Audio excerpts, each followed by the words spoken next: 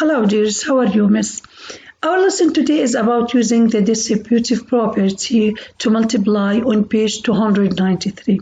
If you remember, actually, we talked about distributive property in the first semester, but we will reuse it now since we are multiplying two digits by two digits, and and we need to mental thinking, or let's say we need to think about it in our minds how to multiply it easily. Now, let's first define together the meaning of the distributive property. Let's explain it together, the word distribute itself.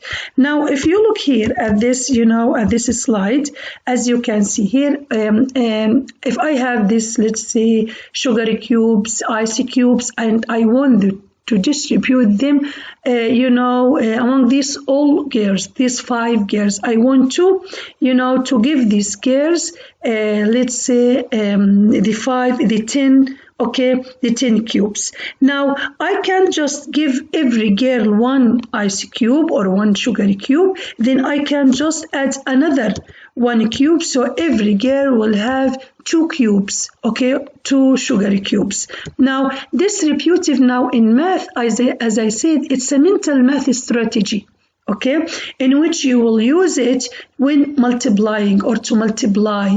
Okay, to multiply. How is that? If I ask you actually first to multiply 43 times 5, okay, 2 digits number by 1 digit number, you will, to help yourself to multiply it easily, okay, since actually you don't know, you know how to multiply 5, you know the product of 5 times 3 alone, you know the product of 4 times of 5 times 4 or 40 alone, but you don't know how to multiply all 5 by the 2 digits, right?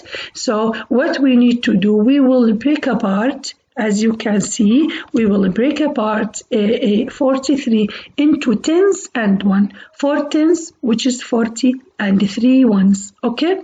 Then I will multiply each part by 5. Then I will get the answer. As you can see here, 40 times 5 will give you 200.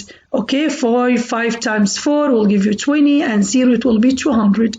And 3 times 5 will give you 15. Okay, then what you will do, and this is so important, you will add the product to each other. You will take the sum of the two products. Okay, 200 plus 15 equals 215.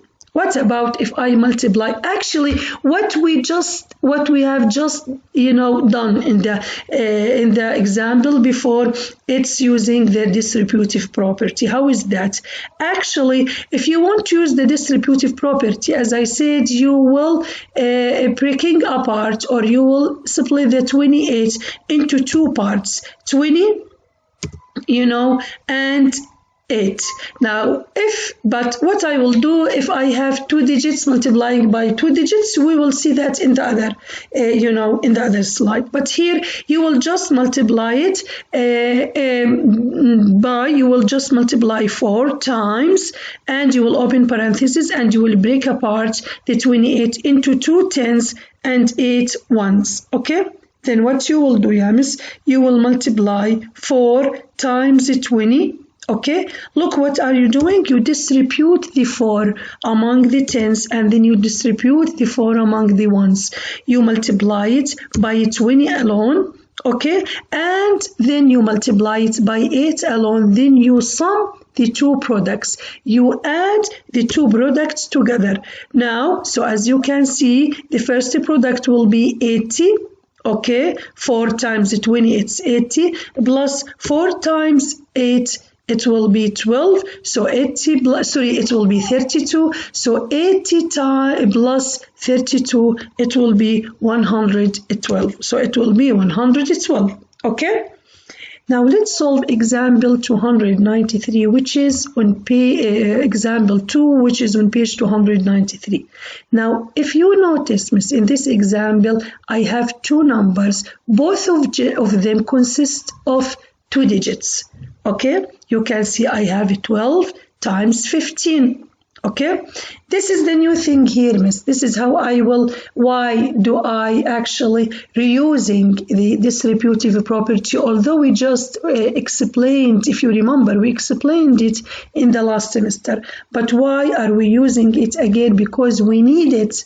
Okay, and we need it actually here, indeed we need it more than the first semester, because here we have 2 digits for 2 numbers. Okay, so what we will do, we will look at the 2 digits and the 2 digits numbers and see which number is more, 12 or 15. Since it's 15, so I will break apart the 15 and I will keep the 12. Okay, and I will break apart the 15 into 10 plus 5. Then I will multiply the number, okay, by the first, and then I will multiply it by the second, by the tens and by the ones. Okay, now 12 times 10, since I'm talking about multiplying by 0 as the first lesson, so I just have to multiply the facts, then add the 0. So it will be 12 times 10, it will be 120. 12 times 1, 12, and I will add zeros, it will be 120. Now, plus 12 times 5, which is the ones. Okay, 12 times 5, actually I will multiply 2 times 5, it's 10. I will put 0 here and I will put 1 at the end. It's 10. I will put 1 at the end of the, the ones, okay, 1/10. Then I will say 5 times 1, it's 5, and 1, okay, and 1 is added, it will be 60. Then you will get the answer. 120 plus 60, it will be 180. Now you will see that we are using here a model, okay, in which I will explain it later in the other video, in the other slide here. You can notice here, miss, I'm using actually a model, okay, or I'm using an area models. Why do I use the area modeling? Because I want to tell you something. This is a rectangle, okay, and the rectangle, the area of the rectangle equals the length of the rectangle times the width of the rectangle. The length times the width. It means that here I'm actually multiplying. This is why I'm using the rectangle. I'm multiplying the 2 factors to get the product. So if you divide the area, or if you divide the rectangle into 2 rectangles and add their areas together and find every rectangle area alone, then add the areas together, you can find the area of the whole rectangle. Why am I using a rectangle and I'm using a rectangle area? Because actually the area of the rectangle is the product of the product of 15 and 12. And this is exactly what I want here. I want to time 12, by 15 and get the answer, which is the product. So what I will do here, I will, as I said, I will break apart, okay, the length, as you can see, the length of the rectangle into 2 parts. The first one, which is only 10, and 5 ones, okay?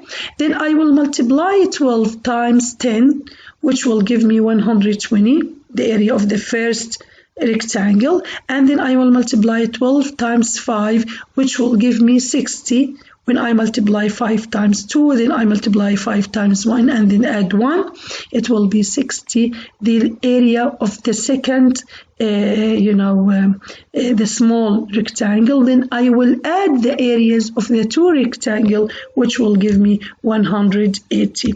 So as you can see here, miss, we use the rectangle because the area of the rectangle is the same. It's the product of the 2 factors that I multiply them by each other. Let's go now to the lesson and solve together guided and independent practice.